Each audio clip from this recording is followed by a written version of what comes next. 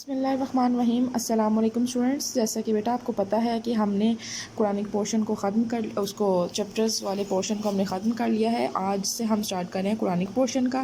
تو سب سے پہلا جو ہمارا سٹارٹ ہوتا ہے جہاں سے 10th کلاس سورہ احزاب سٹارٹ ہوتی ہے، اور اس کا درس الرابع الف سے ہم نے سٹارٹ کرنا ہے۔ سب سے پہلے میں آپ کو سورہ احزاب کا انٹروڈکشن دوں گی کہ سب سے پہلے آپ کو اس کا پتہ ہونا چاہیے، یہ مدنی صورت ہے، ٹھیک ہے۔ اس میں 73 آیات ہیں، یہ 5 ہجری کو نازل ہوئی تھی اور 21ویں اور 22ویں پارے کے درمیان میں ہے۔ اس کے اندر جو ٹاپکس ڈسکس ہوئے ہیں وہ تقریباً 19 20 25 ٹاپکس اس کے اندر جو ہیں وہ ڈسکس کیے گئے ہیں۔ سب سے پہلے رسول پاک صلی اللہ علیہ وسلم وحی الہی کی پیروی کے بارے میں کہا گیا ہے۔ اس کے بعد اس کے اندر زمانہ جاہلیت کی ایک رسم زہار کی بھی وضاحت کی گئی ہے۔ اس میں منہ بولے بیٹوں کے بارے میں ہدایت ہے۔ غزوہ احزاب میں اہل ایمان کو جس طرح اللہ تعالیٰ کی مدد حاصل ہوئی تھی وہ ہے۔ غزوہ احزاب میں اہل ایمان اور منافقین کا طرز عمل ہے۔ رسول اللہ کی اسوہ حسنہ کی پیروی ہے۔ اس طرح کی اسٹیپ بائی اسٹیپ آپ دیکھیں گے کہ بہت سارے آبجیکٹیوز ہوں گے، جتنے بھی سبجیکٹس اس کے اندر ڈسکس کیے گئے ہوں گے وہ آپ کو اس صورت کے اندر ملیں گے۔ تو چونکہ آج ہم نے پڑھنا ہے پہلا سب چیپٹر، تو اس کا ہم سٹارٹ کرتے ہیں۔ بسم اللہ الرحمن الرحیم۔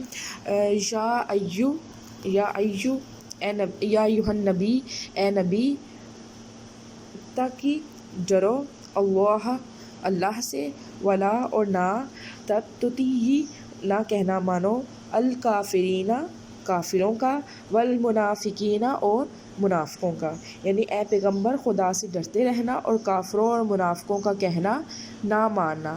ان اللہ بے شک اللہ کانا علیماً جاننے والا، حکیماً اور حکمت والا، بے شک خدا جاننے والا اور حکمت والا ہے۔ واتبعوا اور پیروی کرو، ما جو یوحیٰ وحی کی جاتی ہے، الیک تمہاری طرف، من ربک یعنی تمہارے رب کی طرف سے، اور جو تمہارے رب کی طرف سے تمہیں وحی کی جاتی ہے اس کی پیروی کرو۔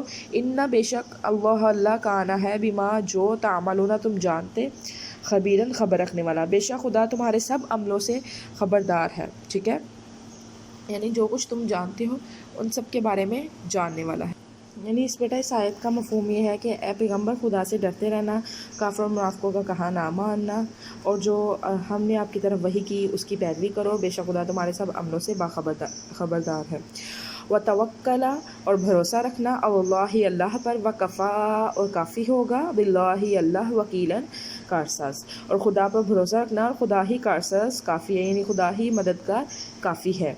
اس کے بعد ہے ما جعل نہیں بنائے، اللہ اللہ نے، لرجل کسی آدمی کے لیے، من قلبین دو دل، فی میں جوفی ویسے ہوتا ہے، اس کا مطلب پیٹ ہوتا ہے، لیکن یہاں پر ہم سینے سے مراد لیں گے کہ اللہ تعالیٰ نے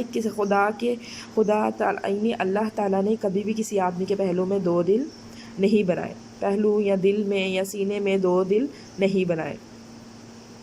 وما اور نہیں، جعل بنایا اس نے، ازواجکم تمہاری بیویوں کو، اللتی وہ جن کو، تظاہرون تم ماں کہہ بیٹھتے ہو، ٹھیک ہے۔ یہ تظاہرون بیٹا ورڈ نکلا ہے زہار سے، اور زہار کیا تھا؟ اہل عرب جو تھے زمانہ جاہلیت کے لوگ، وہ غصے میں اپنی بیویوں کو کہہ بیٹھتے تھے، یا تم میری ماں جیسی ہو، یا تم میری ماں ہو، تو وہ اس کو کیا ہوتا ہے، زہار ہوتا تھا۔ اور لوگ یہ سمجھتے تھے کہ شاید اس طرح وہ لوگ یہ سمجھتے تھے کہ اس طرح کہہ دینے سے اب ان کا نکاح ٹوٹ گیا ہے اور نکاح ان کا ختم ہو گیا ہے۔ تو اسلام نے اس بات کی وضاحت فرما دی کہ اس طرح کہہ دینے سے آپ کا نکاح نہیں ٹوٹتا، آپ کا نکاح برقرار رہتا ہے۔ آگے ہم اس کی ڈیٹیل پڑھتے ہیں۔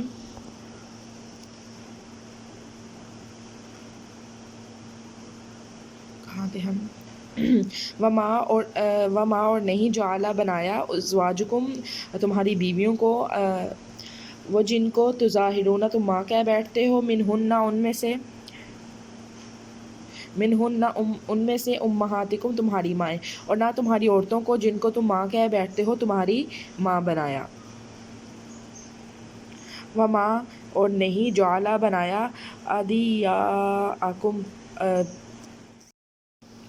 وما اور نہیں جعل بنایا ادعیاءکم تمہارے لے پالکوں کو ابناءکم تمہارے بیٹے اور تمہارے لے پالکوں کو تمہارے بیٹے نہیں بنایا ذالکم یہ قولکم تم باتیں ہیں قول ہیں تمہاری بات ہے بافواہکم تمہارے منہ کی اور یہ سب تمہارے منہ کی باتیں ہیں واللہ اور اللہ یقول کہتا ہے الحق سچی بات اور اللہ تو سچی بات کہتا ہے وہو اور وہی ہے یہدی ہدایت دیتا سبیلی سیدھے راستے کی اور وہی سیدھے راستہ اور وہی خدا ہی تو ہے جو سچی بات فرماتا ہے اور وہی سیدھا راستہ دکھاتا ہے۔